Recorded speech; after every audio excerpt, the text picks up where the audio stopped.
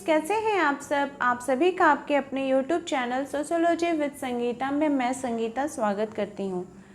Friends, आप सभी की तैयारी कैसे चल रही है। देखिए, हमारा जो नेट का एग्ज़ाम है वो भी सितंबर के लास्ट में होगा ही, ये तो श्योर है। साथ ही साथ हमारा जो यूपी पीजीटी का एग्ज़ाम है वो भी अक्टूबर के लास्ट तक उसकी होने के चांसेस है।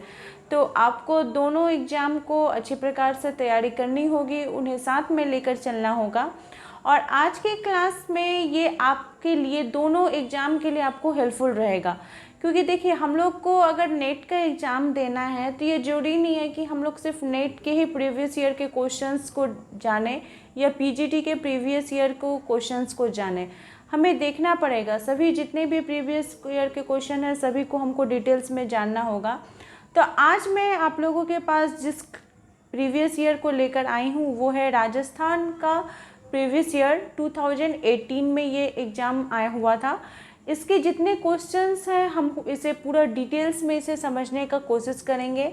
मैं आपके पास क्वेश्चन को ही लेकर आई हूँ पीडीएफ के तौर पर, और हर एक क्वेश्चन को हम लोग पूरा डिटेल्स एक्सप्लेनेशन में देखेंगे, क्योंकि देखिएगा कि जब आप इन 100 क्वेश्चंस को कवर कीजिएगा तो ये आपके लिए नेट में एग्ज़ाम में भी हेल्पफुल रहेगा, आपके पीजीटी एग्ज़ाम के लिए भी हेल्पफुल रहेगा, क्योंकि सिलेबस सबका जो प्राय होता है वो सेम ही रहता है। साथ ही साथ आप यूपीएससी और अगर ऑप्शनल में सोशियोलॉजी रखे हैं तो उसमें भी ये आपके लिए हेल्पफुल रहेगा, क्योंकि हम लोग को ऑप्शनल में यूपीएससी के एग्ज़ाम में बहुत ही बेसिक से लेकर उसका पूरा डिटेल्स में जानना होता है। तो चलिए, क्लास को लेट ना करते हुए हम लोग स्टार्ट करते हैं।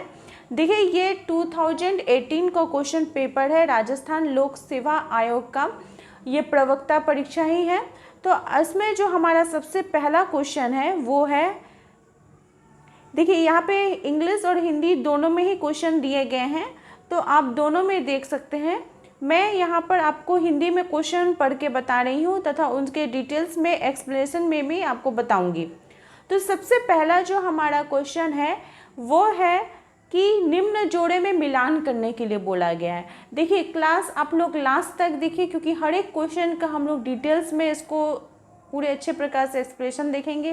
क्लास को स्किप नहीं कीजिएगा। अगर आपको क्लास हेल्पफुल लगे तो प्लीज़ इसे लाइक कीजिएगा, अपने दोस्तों के बीच ज़्यादा से ज़्यादा शेयर कीजिएगा, जो भी स्टूडेंट सोशियोलॉजी से लेकर इसकी तैयारी कर रहे हैं। और अगर आपके कोई भी कमेंट्स है, कोई भी डाउट्स है तो प्लीज़ मुझे कमेंट करके बताइएगा। तो यहाँ पे निम्न जोड़े का मिलान करने के लिए बोला गया है। यहाँ पर आपको 4 बुक्स दिए गए हैं और उन बुक्स से रिलेटेड जो राइटर है उनके नेम बोलने के लिए बोला गया है। तो सबसे पहला है ह्यूमन सोसाइटी, फिर नेक्स्ट है सोसाइटी, थर्ड है division of labour in society, या sociology a guide to problems and literature. तो देखिए, यहाँ पे आपको कुछ, अगर आपको पूरा सब कुछ याद नहीं भी है तो आपको कुछ थोड़ा सा हिंट लगाना पड़ेगा। तो यहाँ पे जो हमारे 4 ऑथर दिए गए हैं, इमाइल दुर्खैम जी, किंग्सले डेविस जी, टीबी बोटोमर जी और मैकआइवर एंड पेज जी। तो जो हमारे इमाइल दुर्खैम जी हैं वो किसके बारे में बात करते हैं, तो वो श्रम विभाजन के बारे में बात करते हैं।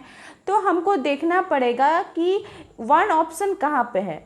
तो 1 ऑप्शन देखिए 4th में आ रहा है, तो इस क्वेश्चन का जो राइट आंसर है वो हो जाएगा 4th, क्योंकि इसमें ह्यूमन सोसाइटी जो है ये किंग्सले डेविस जी की द्वारा रचना की गई है, society MacIver and Page ji के द्वारा, division of labour in society Emile Durkheim ji के द्वारा, क्योंकि यहाँ पे लेबर के बारे में, सोसाइटी के बारे में बात की जा रही है। साथ ही साथ sociology a guide to problems and literature T B Bottomore ji के द्वारा। आप इसको नोट डाउन भी साथ ही साथ करते चलें। हमारा नेक्स्ट क्वेश्चन है कि कार्ल मार्क्स द्वारा दिए गए निम्नलिखित समाज के क्रम को व्यवस्थित कीजिए। तो कार्ल मार्क्स ने क्या किया था, समाज के क्रमों के बारे में उन्होंने बात की थी, वे कौन कौन से क्रम है उसको हम लोग देखेंगे। इसको आपको व्यवस्थित करने के लिए बोला है। तो यहाँ पे 4 क्रम है, प्राचीन समाज, सामंतवादी समाज, आदिम समाज और एशियाई समाज। तो कार्ल मार्क्स के द्वारा जो समाज का वर्गीकरण किया गया था, इसमें सबसे पहला आता है आदिम समाज, फिर प्राचीन समाज, फिर सामंतवादी समाज, फिर पूंजीवादी समाज, फिर एशियाई समाज, उसके बाद समाजवादी समाज, उसके बाद सांप्रदायिक समाज, यानी कार्ल मार्क्स ने टोटल 7 समाजों का वर्गीकरण किया था।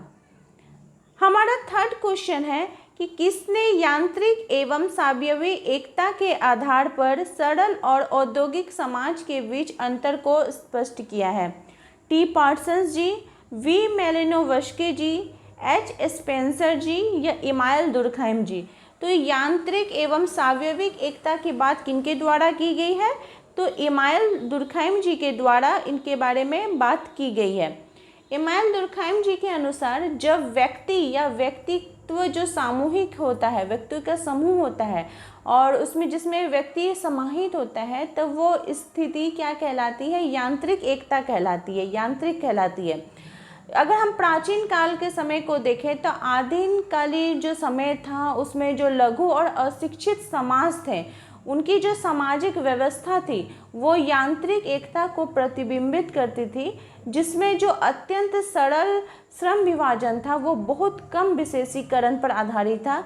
कुछ सामाजिक भूमिकाएं भी उस समय होती थी।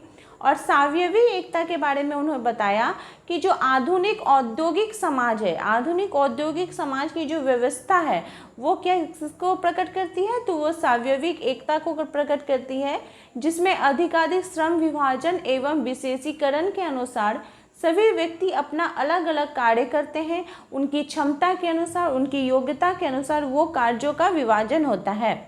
तो यांत्रिक एवं सावयवी एकता की बात किनके द्वारा की गई है?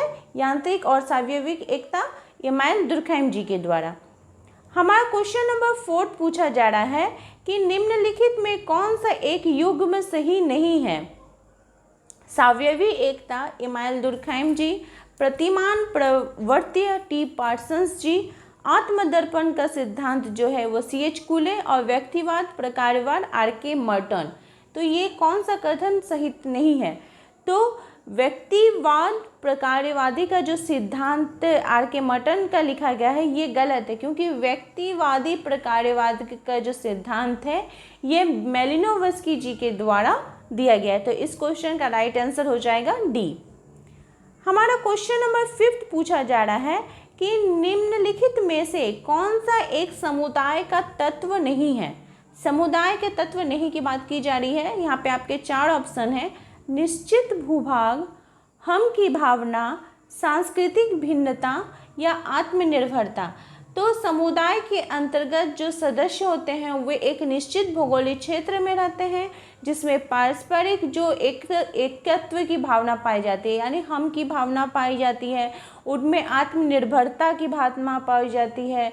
वे अपनी साझा संस्कृति को चलाते हैं, उनकी जो संस्कृति होती है वह साझा संस्कृति होती है, तथा वे एक संगठित क्रियाकलाप के अनुसार अपने क्रियाकलाप को संपूर्ण करते हैं। तो यहाँ पे हम कह सकते हैं कि सांस्कृतिक भिन्नता की जो बात है, ये जो तत्व है ये समुदायों के बीच नहीं पाई जाती है। हमारा नेक्स्ट क्वेश्चन है, अंतः समूह और बाह्य समूह की अवधारणा किसने दी है? यहाँ पे 4 ऑप्शन है: मैकाइवर, समनर, डेविस और कुले। तो अंतः समूह बाह्य समूह की जो अवधारणा है ये समनर महोदय जी के द्वारा दी गई है। उन्होंने इसके बारे में बताया है कि अंतः समूह एक ऐसा मनोवैज्ञानिक समूह होता है जिसके सदस्य आपस में, उनके बीच हम की भावना होती है, मतलब वो आपस में एक दूसरे के साथ जुड़े होते हैं, उनमें अपनेपन की भावना होती है, वे आत्मीयता के साथ जुड़े रहते हैं और जिसके हित और उनकी जो मनोवृत्ति होती है वो एक दूसरे के प्रति बहुत ही दयालु भाव रखते हैं।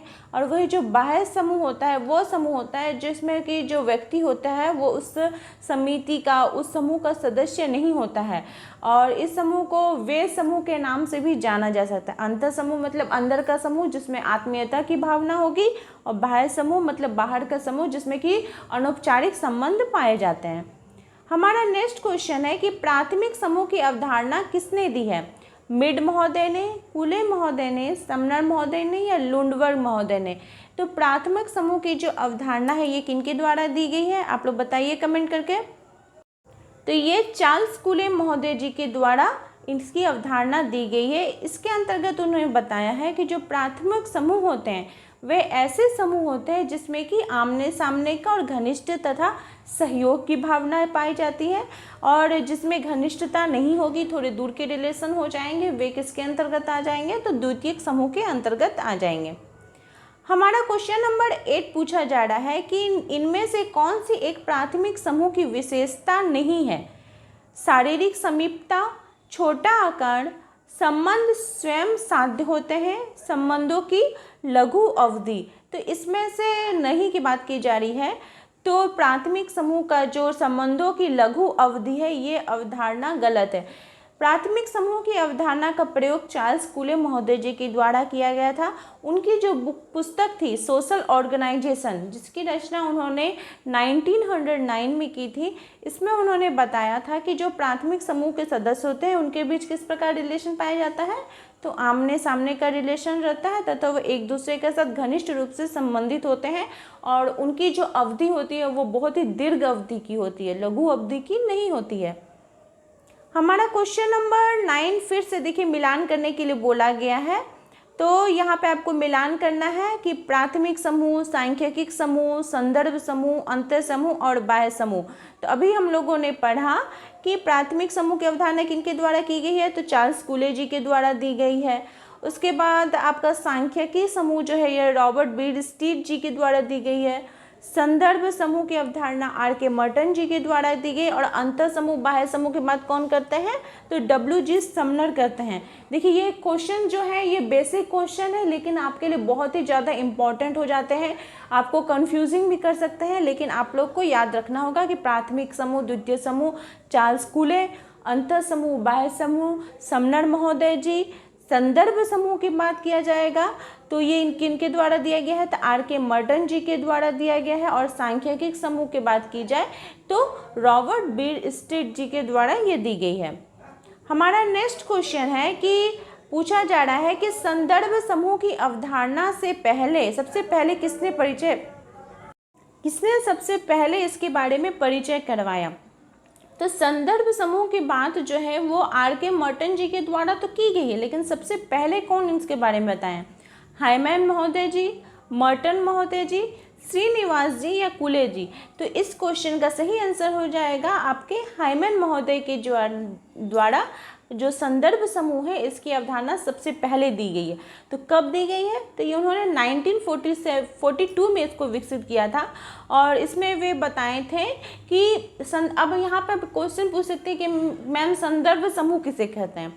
तो ये एक ऐसा समूह होता है जिसका कि व्यक्ति जो होता है उस समूह का सदस्य नहीं होता है, लेकिन सदस्य बनने की आकांक्षा रखता है। वो उसके अंतर्गत एक मन में उसके एक मनोभाव होती है कि काश मैं उस समूह का सदस्य होता है ना, कि हम लोग जब कॉलेज में पढ़ते हैं तो कोई टीचर, कोई लेक्चरर जो आते हैं वो लेक्चर देते हैं, तो उनके ग्रुप को देखकर उनको देख के मन होता है ना कि काश हम भी एक टाइम में टीचर बने।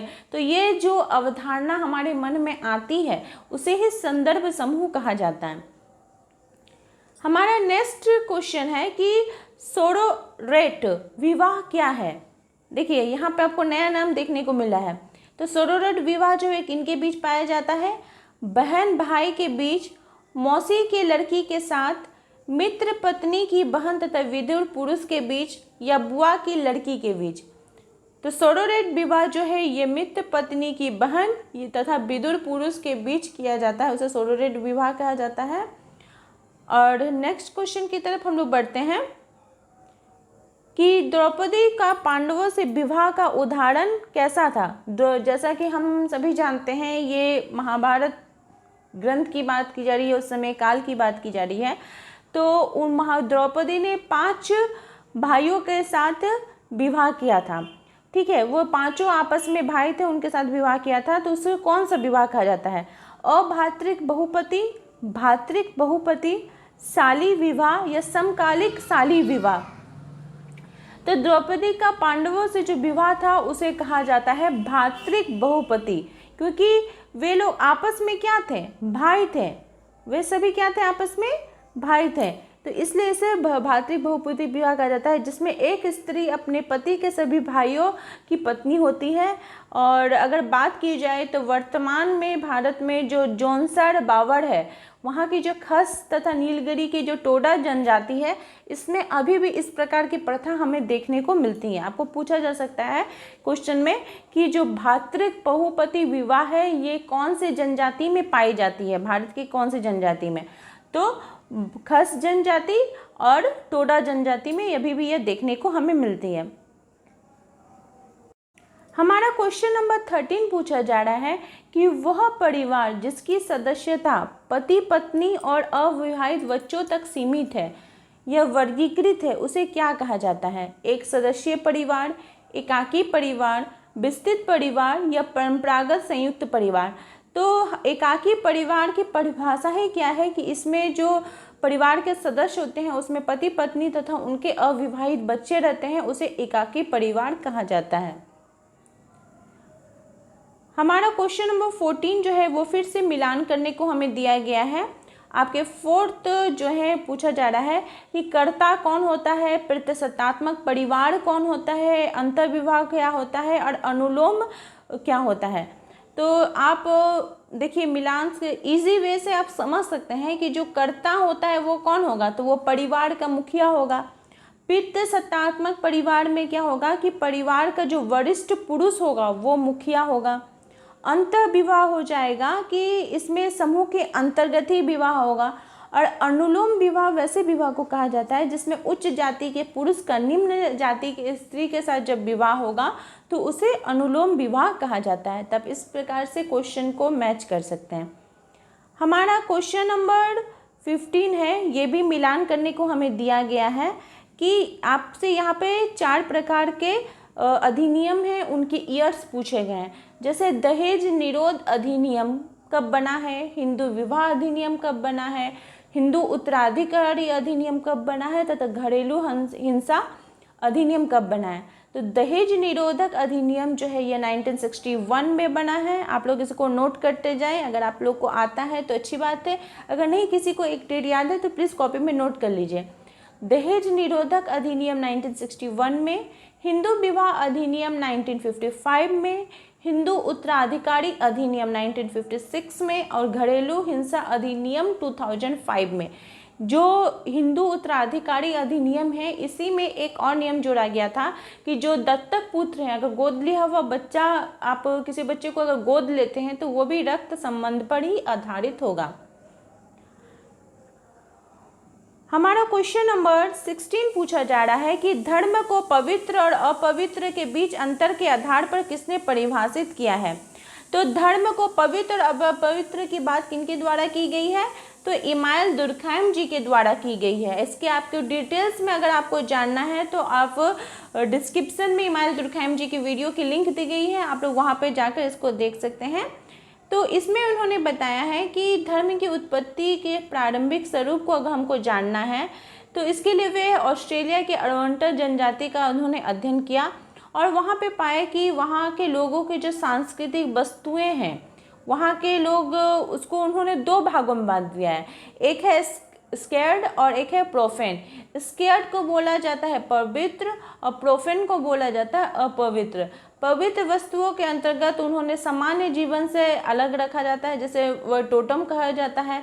टोटम के अंतर्गत आपका आ जाएगा कोई वृक्ष हो जाएगा, कोई पेड़ हो जाएगा, कोई इस प्रकार से कोई जानवर हो जाएंगे, कोई पत्थर हो जाएंगे। और जो निषेध होते हैं, जो अपवित्र वस्तुएं होती हैं, उन्हें टैबू कहा जाता है। इंग्लिश में प्रोफेन बोला जाता है और हिंदी में टैबू बोला जाता है। तो इस क्वेश्चन का राइट आंसर हो जाएगा इमानुएल दुर्खैम जी के द्वारा धर्म को पवित्र और अपवित्र की बात इन्होंने की है। ये सब देखिए बेसिक कॉन्सेप्ट्स हैं। अगर आपको धर्म को पवित्र अपवित्र आप बस इतना ही याद कर लीजिएगा ना, तो आपको और कोई कहीं देखने की जरूरत ही नहीं है। आप डायरेक्ट जाके इमानुएल दुर्खैम पर टिक लगाइएगा।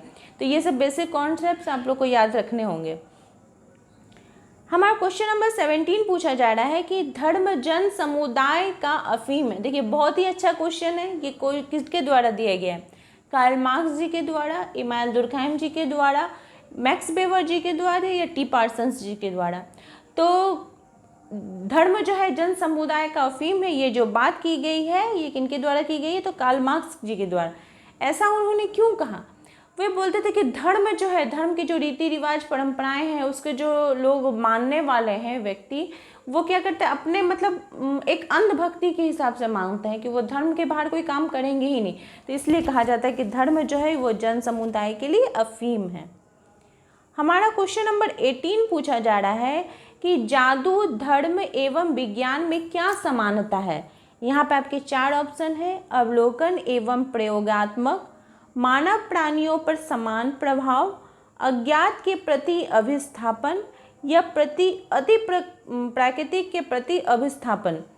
तो जादू, धर्म एवं विज्ञान की जो बात है ये फ्रेजर महोदय जी के द्वारा की गई है। तो इसमें उन्होंने बताया है कि अज्ञात के प्रति जो अभिस्थापन होता है इसके बारे में। तो फ्रेजर की जो पुस्तक थी गोल्डन बार, जिसकी रचना उन्होंने 1900 में की थी, इसमें उन्होंने जादू के बारे में, धर्म के बारे में और धर्म से जो विज्ञान का उद्विकासात्मक जो व्याख्या होती है इसके बारे में बात की। इसी कड़ी में मैलिनोवस्की जी की पुस्तक मैजिक, साइंस एंड रिलीजन 1948 में उन्होंने जादू की मनोवैज्ञानिक व्याख्या के आधार पर बताया कि जब किसी विषय के बारे में तकनीकी ज्ञान अपर्याप्त और अपूर्ण होता है तब जादू व्यक्तियों की जरूरतों को पूरी कर उन्हें भावनात्मक संतुष्टि प्रदान करता है। क्वेश्चन नंबर 19 पूछा जा रहा है कि कौन सा सिद्धांत धर्म की उत्पत्ति से संबंधित नहीं है?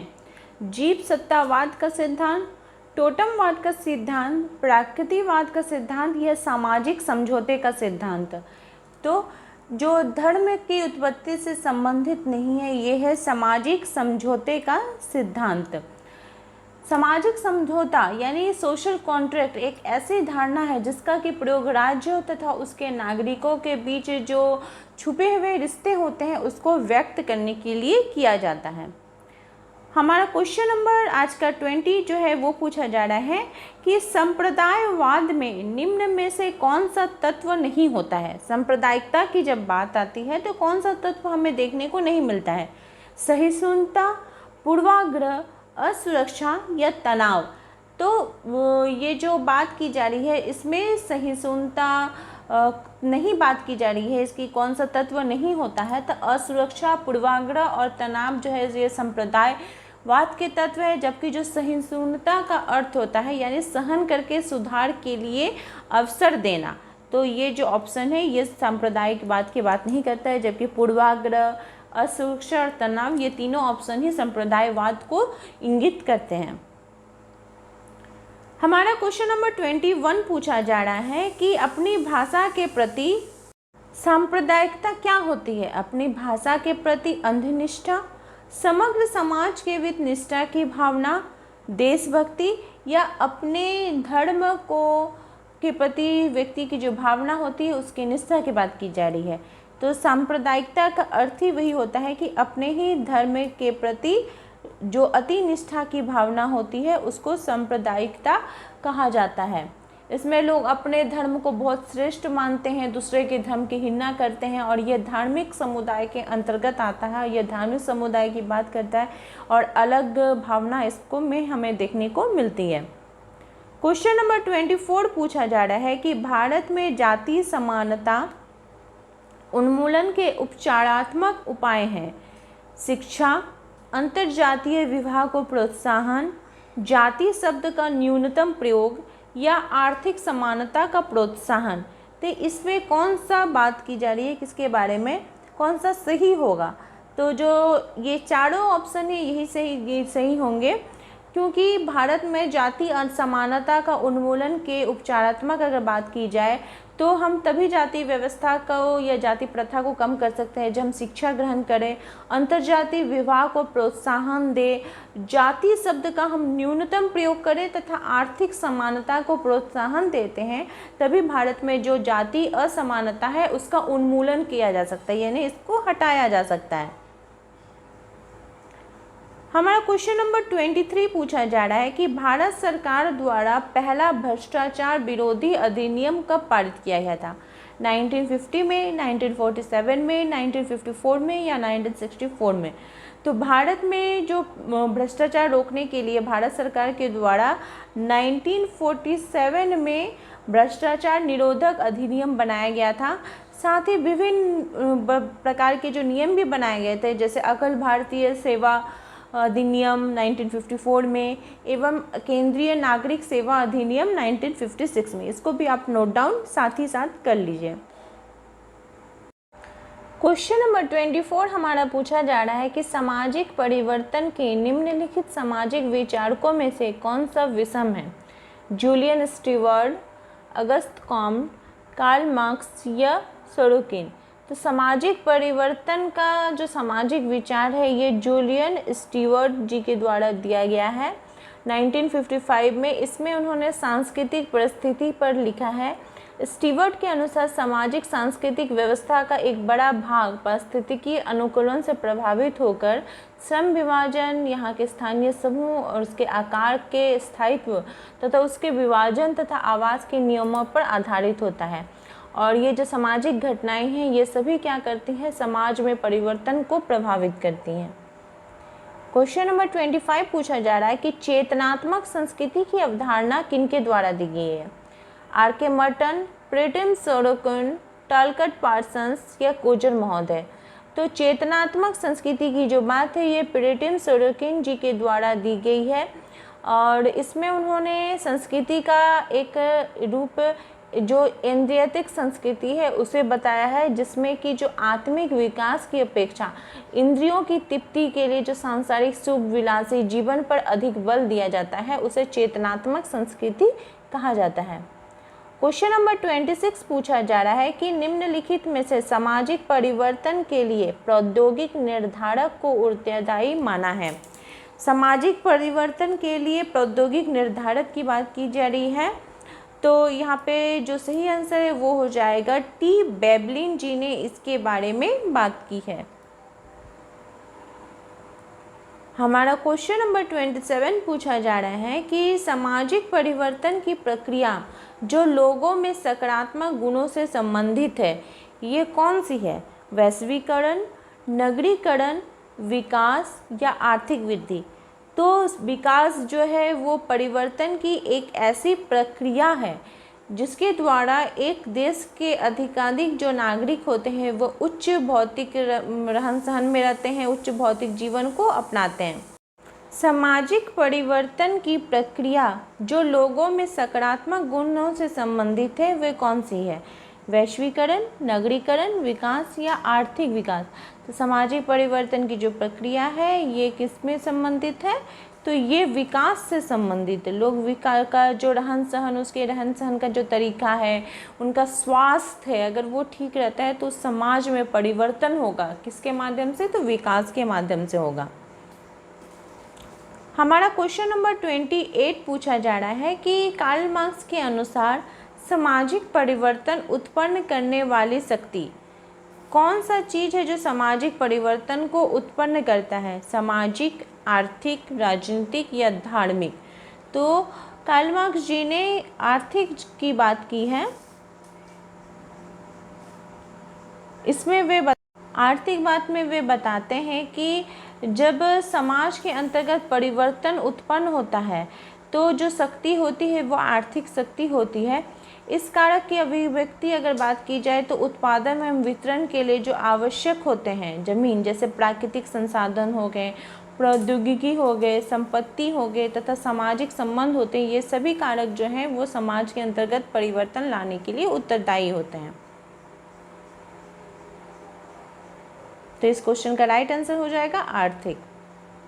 हमारा क्वेश्चन नंबर 29 देखिए फिर से मिलान करने को आया है। यहाँ पे लेखक है, उनके जो सिद्धांत हैं उसके बारे में कि उन्होंने कौन कौन से सिद्धांतों को दिया है वे देखा गया है। तो इसको जो सही आंसर है मैं आप लोगों को बता देती हूँ। जैसे सोरोकिन महोदय जी ने उन्होंने, अच्छा आप बता सकते हैं, आपको अगर सब कुछ याद नहीं भी है तो द्वंद्वात्मक सिद्धांत किन के द्वारा दिया गया है? द्वंद्वात्मक इमानुएल दुर्कहाइम जी के द्वारा। तो डी का क्या हो जाएगा? 3 हो जाएगा। सॉरी, द्वंद्वात्मक यहाँ पे बात की जा रही है डेहरनडॉर्फ की जगह यहाँ पर द्वंद्वात्मक सिद्धांत जो है वो कार्ल मार्क्स का सिद्धांत है। तो सॉर्किन महोदय ने चक्रीय सिद्धांत की बात की है, डेहरनडॉर्फ ने द्वंद्वात्मक सिद्धांत की बात की है, स्पेंसर महोदय ने विकासवादी की बात की है तथा इमानुएल दुर्कheim जी ने संरचनात्मक प्रकारवाद की बात की है। हमारा क्वेश्चन नंबर 30 पूछा जा रहा है कि निम्नलिखित में कौन सा एक संस्था के सही अर्थ को बताता है। यहाँ पे आपके 4 ऑप्शन है, तो जो सही आंसर है वो हो जाएगा कि अंतर संबंधित लोकाचार और रूढ़ियों का जो योग होता है यह संस्था का सही अर्थ को स्पष्ट करता है। ऑप्शन नंबर 4 इसका राइट आंसर हो जाएगा।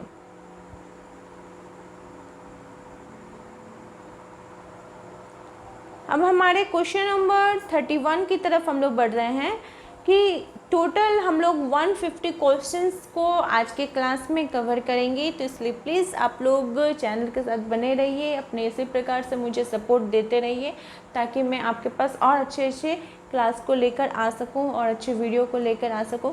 मैं जो ये प्रीवियस ईयर का क्वेश्चन लेकर आई हूँ, इसका लाने का उद्देश्य यही है कि हम लोग क्वेश्चन को देखें कि किस प्रकार का क्वेश्चन जो है हमारे एग्जाम में पूछा जाता है। तो धर्म, विवाह, परिवार और जाति किसके उदाहरण हैं? सामाजिक मूल्य के, सामाजिक संस्था के, सामाजिक प्रतिमान के, समाज का खंडात्मक विभाजन है।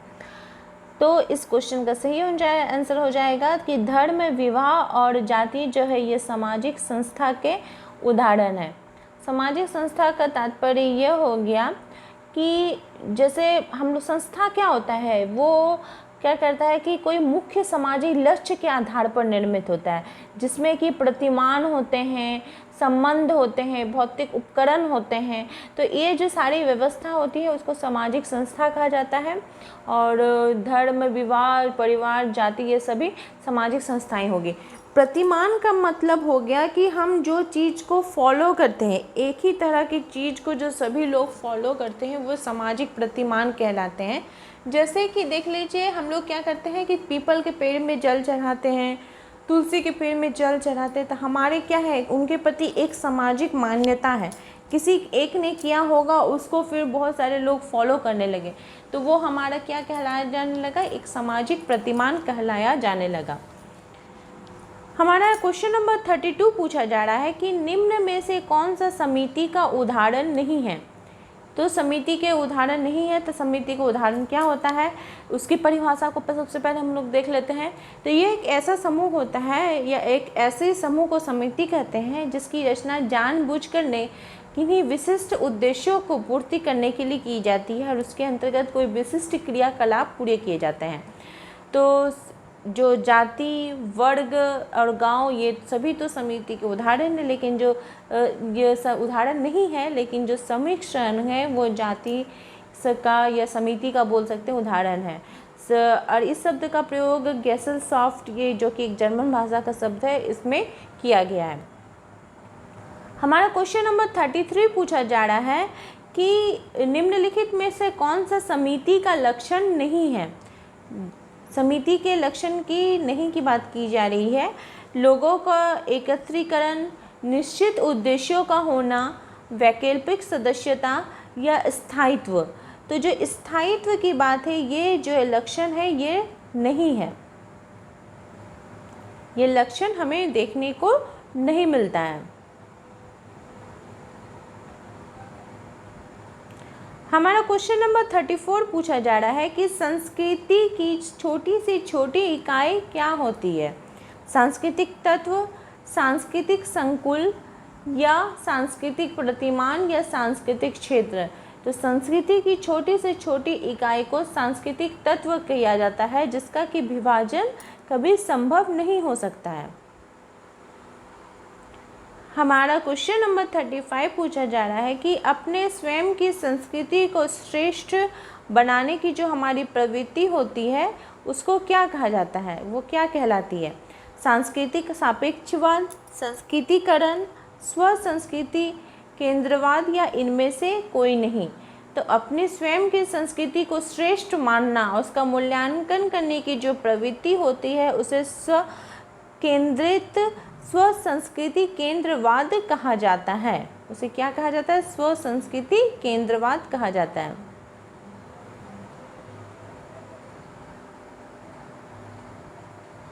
हमारा क्वेश्चन नंबर 36 पूछा जा रहा है कि इनमें से संस्कृति की एक विशेषता नहीं है।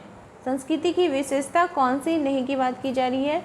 संस्कृति जो है ये हस्तांतरित नहीं होती, संस्कृति सीखी जाती है, संस्कृति सामाजिक होती है, या संस्कृति जो होती है वो अधिवैयक्तिक एवं अधिसावयवी होती है।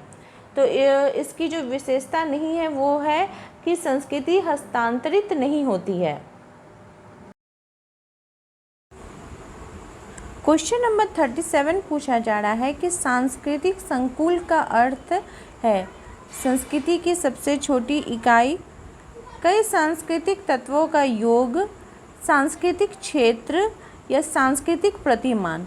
तो सांस्कृतिक संकुल जो है ये सांस्कृतिक तत्वों का योग को कहा जाता है, अर्थात सांस्कृतिक तत्वों का समुच्चय को हम लोग सांस्कृतिक संकुल के नाम से जानते हैं। हमारा क्वेश्चन नंबर 38 है, गरीबी की संस्कृति का विचार किसके द्वारा प्रस्तुत किया गया?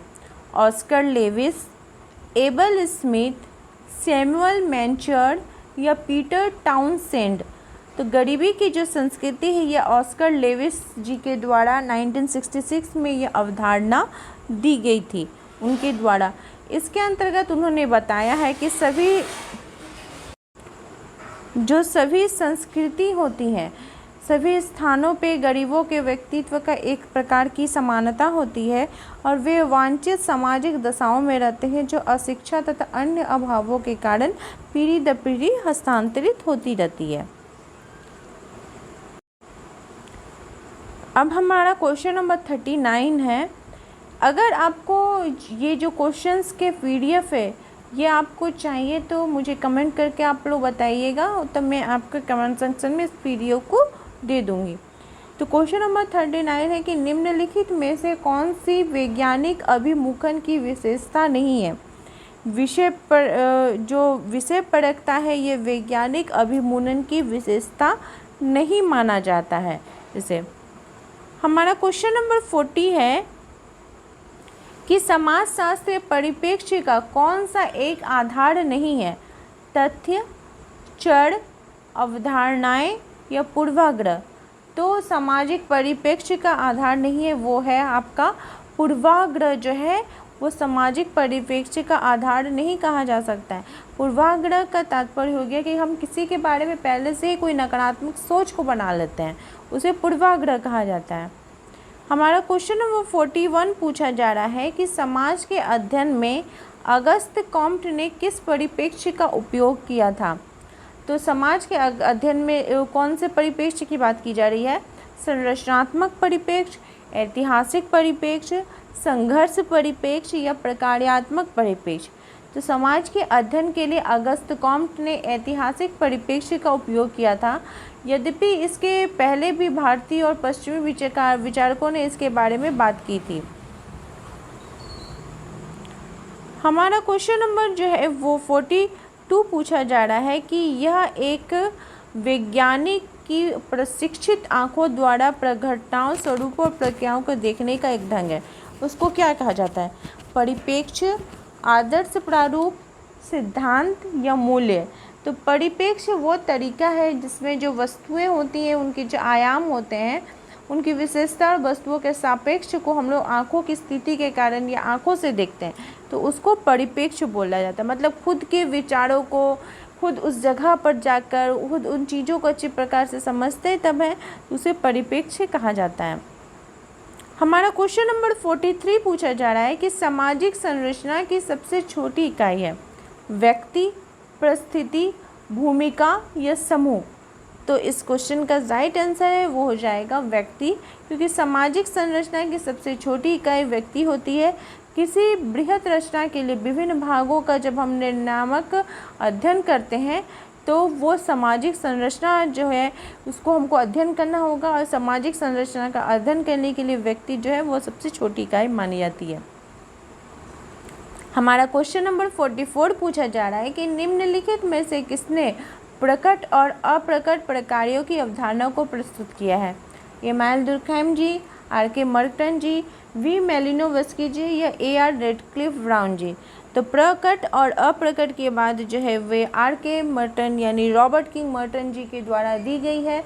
इसमें उन्होंने बताया है कि किसी घटना या किसी क्रिया या तत्व का उस वस्तु के परिणामों को अगर हम लोग अव्यक्त या अप्रकट प्रकार कहा जाएगा, और जो अप्रत्याशित, जो अनपेक्षित, अकल्पित, जो अमान्य होते हैं उसे प्रकट प्रकार कहा जाएगा। प्रकट मतलब जिसको हम लोग नहीं देख पाते हैं वो अप्रकट प्रकार के अंतर्गत आ जाएगा। और प्रकट प्रकार के अंतर्गत जो घटनाएं होती हैं, जो तत्व होती हैं, उसकी जो इकाइयाँ होती हैं, उसमें व्यक्ति स्वयं देखता है या किसी अपने सहयोगी के माध्यम से देखता है। क्वेश्चन नंबर 45 हमारा पूछा जा रहा है कि सामाजिक संरचना की अवधारणा का सर्वप्रथम प्रयोग किनके द्वारा किया गया था? तो सामाजिक संरचना की जो अवधारणा है ये स्पेंसर महोदय जी के द्वारा सर्वप्रथम किया गया था।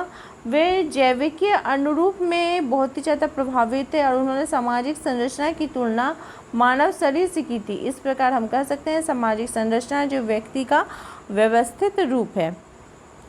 क्वेश्चन नंबर 46 हमारा है।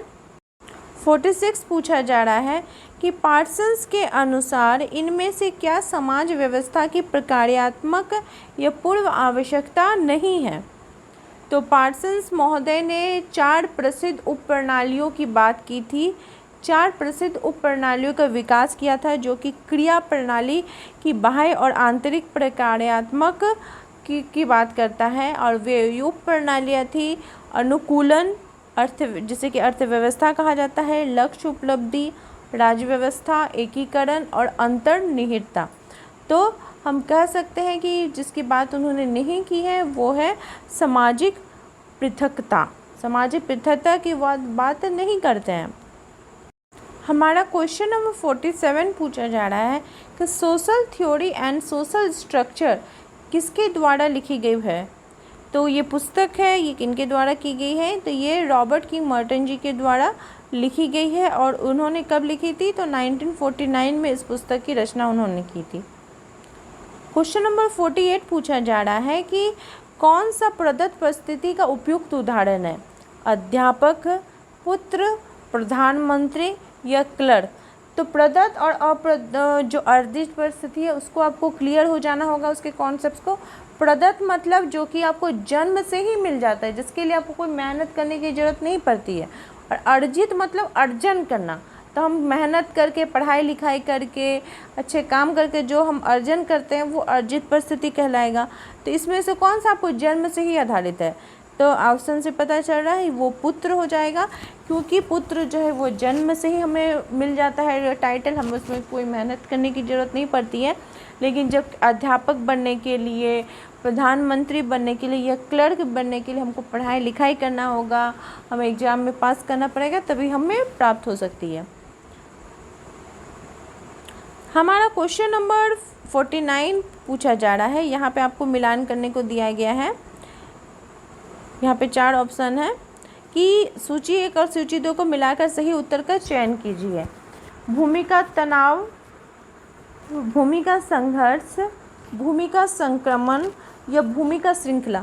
देखिए सोशल जो इसमें जो रोल, स्ट्रेन, ये सब बात की जा रही है, तो ये जो है ये आपका नेट एग्ज़ाम के लिए भी इम्पॉर्टेंट है, ये आपका पीजीटी एग्ज़ाम के लिए भी इम्पॉर्टेंट है, ये आपका यूपीएससी एग्ज़ाम के, प्राय जितने क्वेश्चन है ये सभी एक ही प्रकार के सिलेबस को फॉलो कर रहे हैं, एक ही सभी एग्ज़ाम के।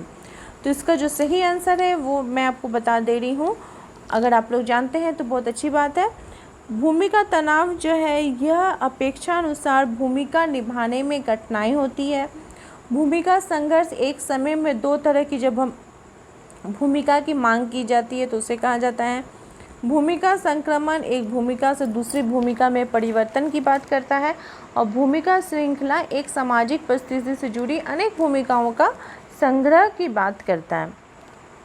हमारा क्वेश्चन नंबर 50 पूछा जा रहा है कि परिस्थिति जो है ये समूह अवधारणा, परिस्थिति समूह अवधारणा यह को किसने दिया है?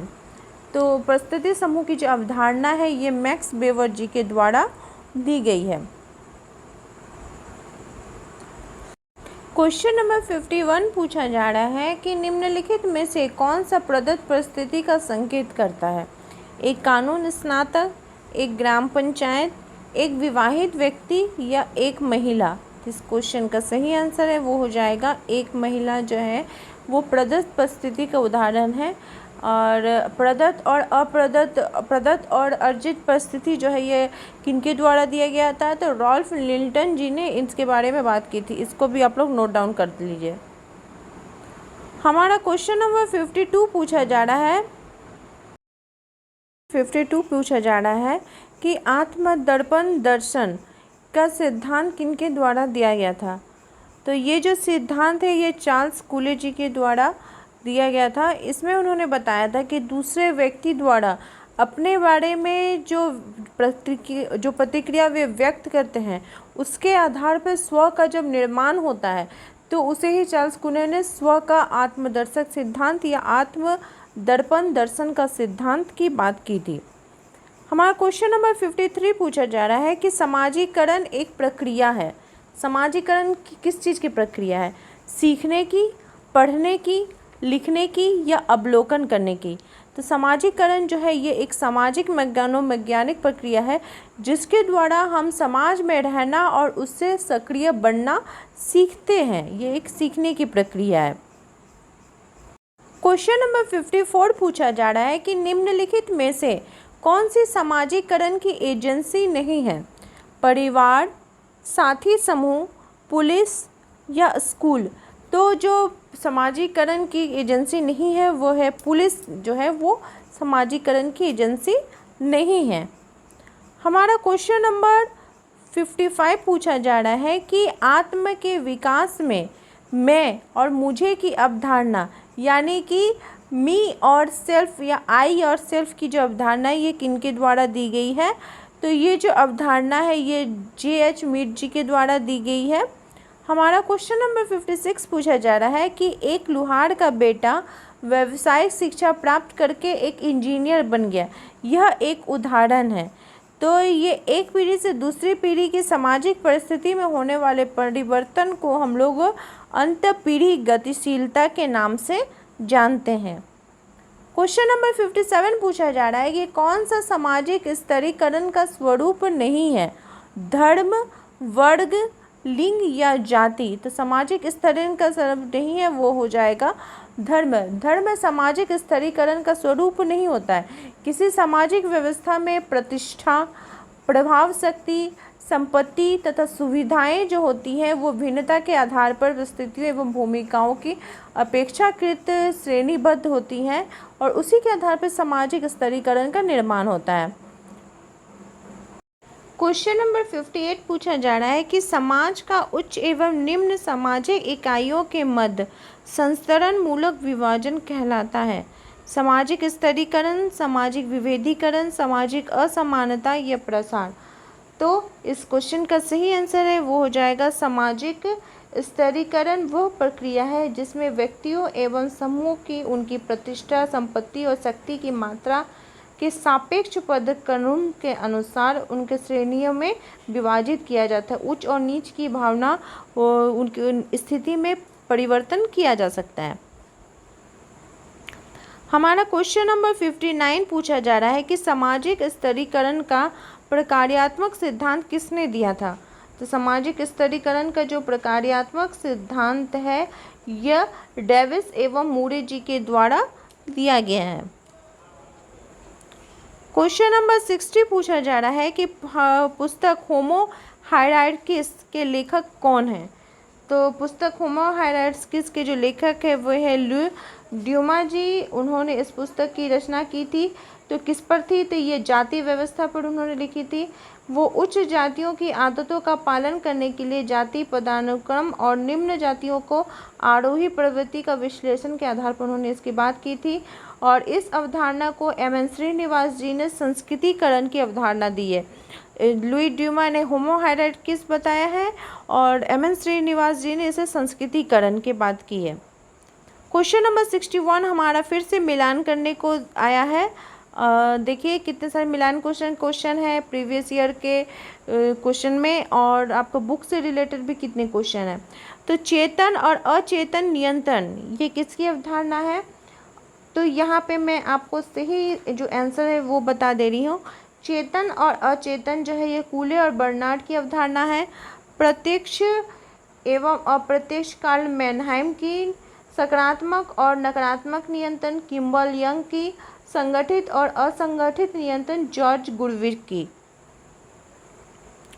क्वेश्चन नंबर 62 पूछा जा रहा है कि संगठनात्मक सामाजिक प्रक्रिया में कौन सा सम्मिलित नहीं होता है? समायोजन, सहयोग, व्यवस्थापन या प्रतिस्पर्धा। तो इस क्वेश्चन का राइट आंसर है वो हो जाएगा प्रतिस्पर्धा जो है यह समायोजन, सहयोग एवं व्यवस्थान में संगठनात्मक सामाजिक प्रक्रिया है, जबकि प्रतिस्पर्धा, प्रतिकूलन और संघर्ष जो है वो असंगठनात्मक सामाजिक प्रक्रिया है। अनेक व्यक्तियों अथवा समूहों के बीच सीमित लक्ष्य और संतुष्टियों को प्राप्त करने की जो अवधारणा होती है वो इसी पर आधारित होती है। क्वेश्चन नंबर 63 हमारा पूछा जा रहा है कि मर्डॉक ने कितने प्रकार के तृतीयक संबंधों की बात की थी? तो मर्डॉक ने टोटल 8 प्रकार के प्राथमिक, 33 प्रकार के द्वितीयक और 151 प्रकार के तृतीयक संबंधों की बात की थी। आपको मर्डर की नातेदारी के बारे में जानना है तो उसके लिंक भी मैं डिस्क्रिप्शन बॉक्स में दे रही हूँ। क्वेश्चन नंबर 64 पूछा जा रहा है कि निम्न इनमें से कौन सा भारत में मातृवंशीय जनजाति है? मातृवंशीय परिवार के अंतर्गत आएगा। तो इस क्वेश्चन का जो राइट आंसर है वो हो जाएगा जो खासी, गारो और नायर जो है वो मातृवंशीय या मातृ सत्तात्मक परिवार के अंतर्गत आते हैं। ये क्वेश्चन तो हर एग्जाम में ही हमें देखने को मिलता है। हमारा क्वेश्चन नंबर 65 है कि निम्नलिखित में से कौन सा जनजातीय समाज पर प्रकाश डालता है? तो इस क्वेश्चन का राइट आंसर है वो हो जाएगा नातेदारी संबंध जो है वो जनजातीय समाज पर प्रकाश डालता है। सामाजिक रूप से मान्यता प्राप्त ऐसे संबंधों को नातेदारी कहा जाता है जो कि रक्त पर आधारित होते हैं, विवाह पर आधारित होते हैं, आपका गोद लिए हुए बच्चे होते हैं, ये सभी इसके अंतर्गत आते हैं। क्वेश्चन नंबर 66 पूछा जा रहा है कि निम्नलिखित में से कौन सी भारत की अनुसूचित जनजाति नहीं है? तो गुर्जर जो है यह भारत की अनुसूचित जनजाति नहीं है। हमारा क्वेश्चन नंबर 67 है कि भारतीय जनजातियाँ पिछड़ी हिंदू है, यह विचार किनका है? तो ये क्वेश्चन का जो सही आंसर है वो है GS गुड़िया जी के द्वारा, क्योंकि उन्होंने बताया है कि जो प्राचीन काल में जो लोग थे, जो जनजातियाँ थी, उन्होंने मेनली जनजातियों के बारे में बात की है कि ये लोग को इसलिए पिछड़ा बोला जाता है, ये पिछड़े हिंदू हैं क्योंकि वो जो आधुनिक समाज के रीति रिवाज को वो नहीं अपना सके हैं, वो पिछड़ गए, इसलिए उन्हें जनजाति वर्ग के अंतर्गत रखा गया है। क्वेश्चन नंबर हमारा 68 पूछा जा रहा है कि सबाल्टर्न पर्सपेक्टिव ये संप्रदाय जो है यह किसने दिया है? सबाल्टर्न पर्सपेक्टिव ये किसने दिया है? तो ये भी प्रीवियस ईयर का क्वेश्चन में बहुत बार देखा गया है। सबाल्टर्न पर्सपेक्टिव ये डेविड हार्डीमैन जी के द्वारा दिया गया है और इसमें उन्होंने सबाल्टर्न जो बात की है इसमें उन्होंने बताया है कि जब समाज का विभिन्न परिस्थितियों के आधार पर हम उसको समझते हैं तो वो सबाल्टर्न पर्सपेक्टिव कहलाता है। जैसे विभिन्न आधार के अंतर्गत आपका कास्ट हो जाएगा, जेंडर हो जाएगा, रेस हो जाएगा, इस आधार पर जब हम समाज को समझने का प्रयास करते हैं तो वो सबाल्टर्न पर्सपेक्टिव के अंतर्गत आता है। हमारा क्वेश्चन नंबर 69 है कि जनसंख्या वृद्धि का कौन सा कारण नहीं है? विवाह की निम्न आयु, उच्च अधिशिक्षिता, परिवार नियोजन के प्रति धार्मिक मनोवृत्ति या व्यापारिक शिक्षा। तो इस क्वेश्चन का जो राइट आंसर है वो हो जाएगा ऑप्शन नंबर डी यानी व्यापारिक शिक्षा। क्वेश्चन नंबर 70 पूछा जा रहा है कि निम्नलिखित में से कौन से अर्थशास्त्री ने प्रमुख रूप से जनसंख्या अध्ययन पर रुचि दिखाई है? कार्ल मार्क्स, मैक्स वेबर, रिकार्डो या माल्थस।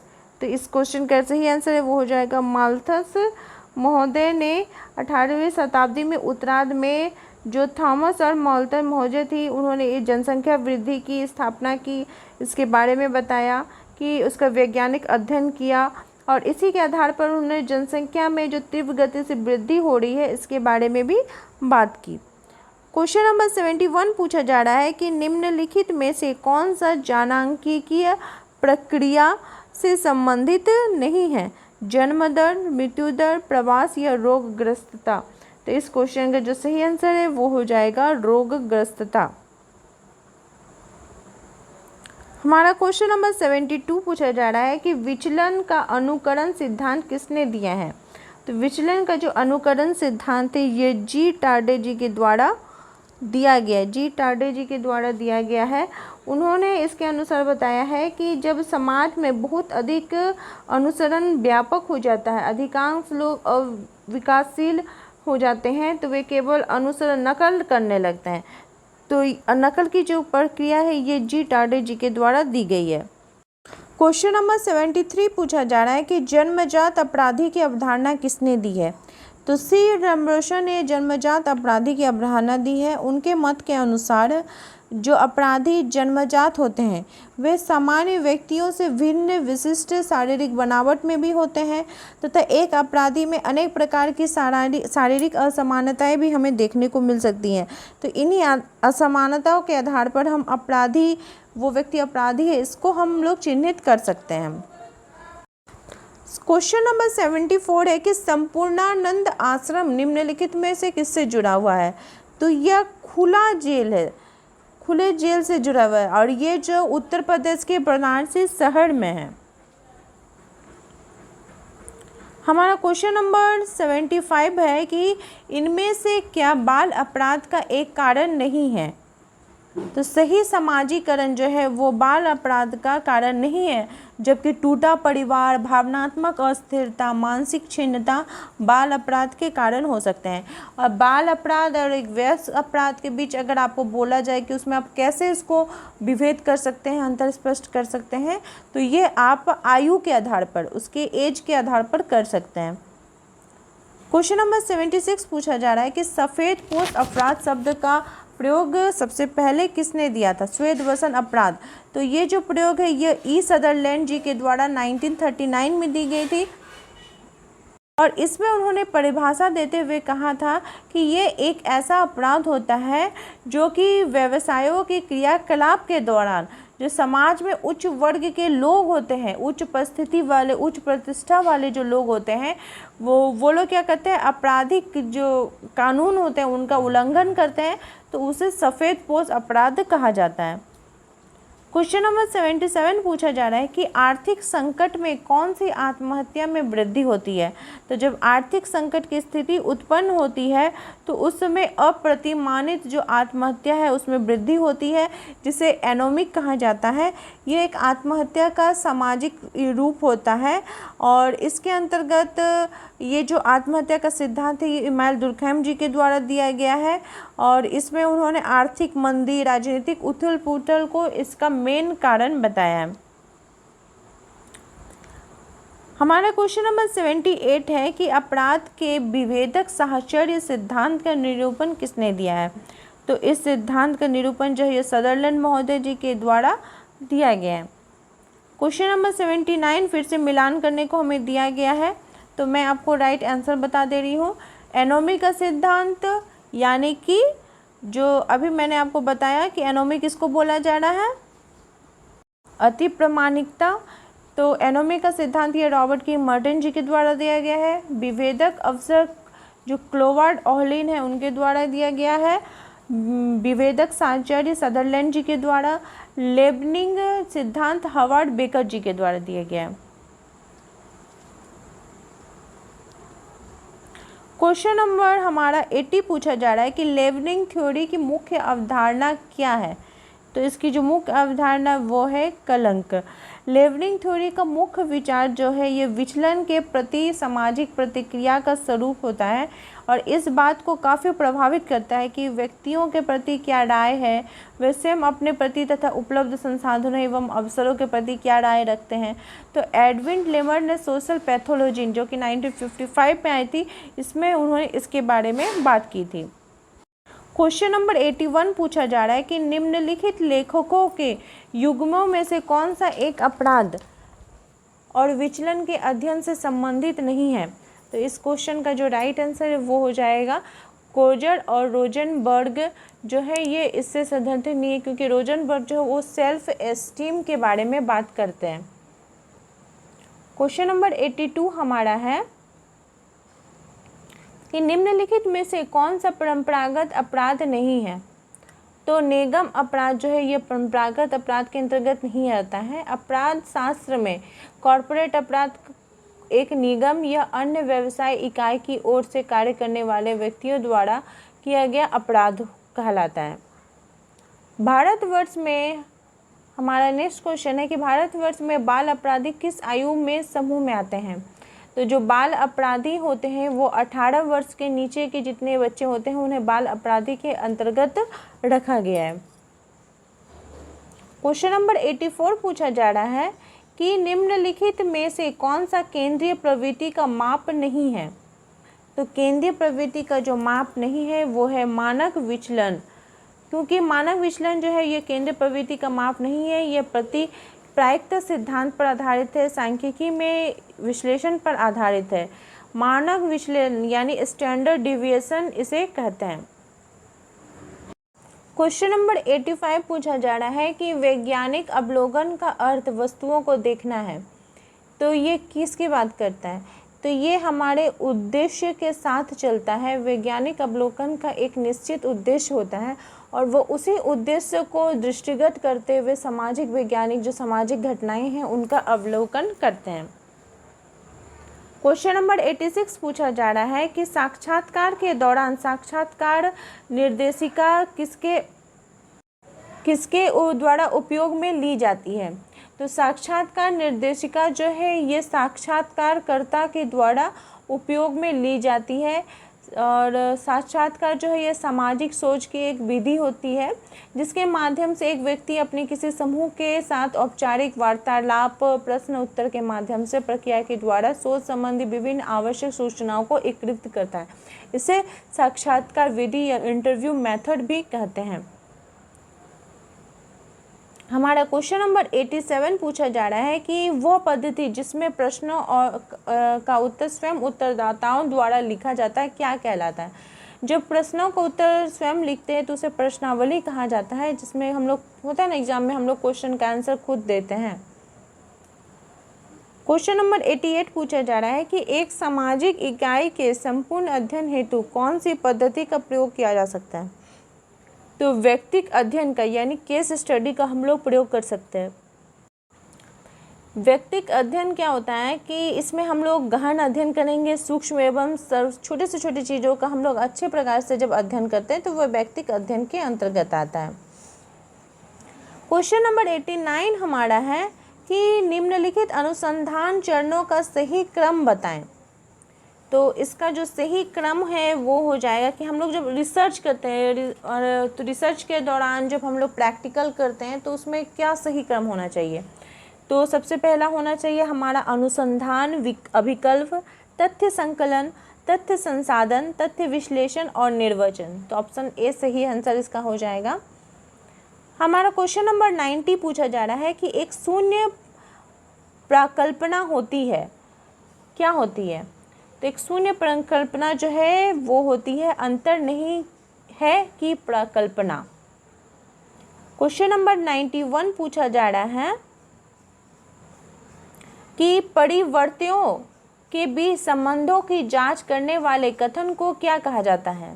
तो इसे प्रकल्पना कहा जाता है कि जब हम किसी सिद्धांत से जुड़ी अवधारणाओं के बीच संबंधों को अभिव्यक्त करते हैं तो वह अपरीक्षित कथन या परिकल्पना कहा जाता है। क्वेश्चन नंबर 92 पूछा जा रहा है कि उस काल्पनिक प्रस्तावना को क्या कहा जाता है जिनकी अनुसंधानकर्ता द्वारा जांच करना अभी शेष है। तो उसे कहा जाता है उपकल्पना। घटनाओं के संभावित संबंधों के बारे में केवल ऐसे विचार को ही प्रकल्पना या उपकल्पना की श्रेणी में रखा जाता है जिनकी प्रामाणिकता की जांच वैज्ञानिक तरीके से संभव हो सकती है। हमारा क्वेश्चन नंबर 93 पूछा जा रहा है कि मैकडोनाल्ड जाइजेशन ऑफ सोसाइटी पुस्तक के लेखक कौन है। तो इस पुस्तक की रचना की थी जी रिचर्ड जी के द्वारा। और इसमें जी रिचर्ड यानी जॉर्ज रिचर्ड जी, इसमें उन्होंने वैधानिक तार्किका की वृद्धि के आधार पर समाज का मैकडॉनिकरण की बात की थी। क्वेश्चन नंबर हमारा 94 है कि दुर्खिम के अनुसार कौन एक सामाजिक तथ्य की विशेषता नहीं है। तो इमानुएल दुर्खिम जी के अनुसार सामाजिक तथ्य की प्रकृति अमूर्त होती है, ये विशेषता नहीं है। दुर्खिम जी के अनुसार सामाजिक तथ्य क्रिया संपादित करने, व्यवहार करने, विचार करने और अनुभव करने के ऐसे तौर तरीके हैं जो व्यक्ति के अस्तित्व से बाहर होते हैं और जिसमें कोई किसी भी प्रकार का हमें दबाव या कोई भी शक्ति हमें देखने को नहीं मिलती है। क्वेश्चन नंबर हमारा 95 पूछा जा रहा है कि सामाजिक क्रिया के वेबरियन वर्गीकरण का सही क्रम क्या है। तो मैक्स वेबर ने सामाजिक जो क्रिया है उसका सही क्रम बताया है। सबसे पहले परंपरागत क्रिया, फिर प्रभावात्मक क्रिया, फिर मूल्यांकनात्मक क्रिया, फिर तार्किक क्रिया। हमारा क्वेश्चन नंबर 96 है कि वर्सटेहन उपागम, जो वर्सटेहन मेथड है ये किसके नाम से जुड़ा हुआ है। तो वर्सटेहन मेथड जो ये मैक्स वेबर के नाम से जुड़ा हुआ है और ये वर्सटेहन जो शब्द है जर्मन भाषा का शब्द है, जिसका कि अभिप्राय होता है कि जो रिसर्चर होते हैं उन्हें किसी भी चीज़ के बारे में खोज करना है तो वो उस जगह पर जाते हैं, अपने आँखों से अपने सशरीर जब उस चीज़ की खोज करते हैं तो उसे वर्सटेहन मेथड कहा जाता है। हमारा क्वेश्चन नंबर 97 पूछा जा रहा है कि अब तक के सभी समाजों का इतिहास वर्ग संघर्ष का इतिहास रहा है, ये किसने कहा है। तो ये कथन जो है ये कार्ल मार्क्स का कहा है। उन्होंने द्वंद्वात्मक सिद्धांत के बारे की है कि उनके अनुसार कोई भी आप समाज को ले लीजिए, इतिहास के किसी भी पन्ने को आप उठा लीजिए तो आपको देखने को मिलेगा है कि उन दो राजाओं के बीच युद्ध हुआ है, दो धर्मों के बीच युद्ध हुआ है। तो ये इसलिए उन्होंने कहा है कि अब तक का जितना भी समाज है वो उसका जो इतिहास है वो वर्ग संघर्ष पर ही आधारित है। चाहे आप कृषि के क्षेत्र में ले लीजिए, औद्योगिक क्षेत्र में ले लीजिए, हर क्षेत्र में हमें संघर्ष देखने को मिलता ही है। हमारा क्वेश्चन नंबर 98 पूछा जा रहा है कि मार्क्स के साथ कम्युनिस्ट मैनिफेस्टो के सहलेखक कौन है। तो कम्युनिस्ट मैनिफेस्टो जो है किनके द्वारा लिखा गया है, कार्ल मार्क्स जी के द्वारा लिखा गया है और उनकी ये बहुत प्रसिद्ध कृति है। और ये जो काम है ये एफ एंजल जी उनके सहयोगी थे, उन्होंने इनका सहयोग किया था एफ एंजल जी, और ये बहुत ही बहुप्रसिद्ध कृति है कार्ल मार्क्स जी की। हमारा क्वेश्चन नंबर 99 पूछा जा रहा है कि सावयविक एकता, तार्किकीकरण, अलगाव या पश्चिमीकरण ये सब अवधारणाएं हैं और बगल में उनके विचारक दिए हैं। तो पश्चिमीकरण तो एम.एन. श्रीनिवास जी की अवधारणा है, ठीक है, आप उसको ऐसे जोड़ सकते हैं। अलगाव कार्ल मार्क्स जी की, तार्किकीकरण जो है ये आपका मैक्स वेबर जी की है। सावयवी एकता की बात किन के द्वारा की गई है, तो इमानुएल दुर्खिम जी के द्वारा की गई है। और आज का हमारा जो लास्ट क्वेश्चन है वो यह है कि मेथड इन सोशल रिसर्च पुस्तक किसने लिखी है। तो ये मेथड इन सोशल रिसर्च पुस्तक जो है ये गुडे एवं हार्ट जी के द्वारा लिखी गई है। तो आई होप आपको आज की सीरीज़ आपके लिए हेल्पफुल रहेगी। मैं इसी प्रकार से और भी प्रीवियस ईयर के क्वेश्चंस को आपके पास लेकर आती रहूँगी, उसके डिटेल्स एक्सप्लेनेशन हम लोग करेंगे। अगर आपको सीरीज़ हेल्पफुल लगी तो प्लीज़ इसे लाइक करें कि बहुत ही ज़्यादा हम इसमें मेहनत लगी है। प्लीज़ इसे सब्सक्राइब करें अगर चैनल पर नए हो तो, और अगर आपको कोई भी कमेंट है तो प्लीज़ मुझे कमेंट करके बताएं। मेरे चैनल के साथ बने रहने के लिए आप सभी का धन्यवाद।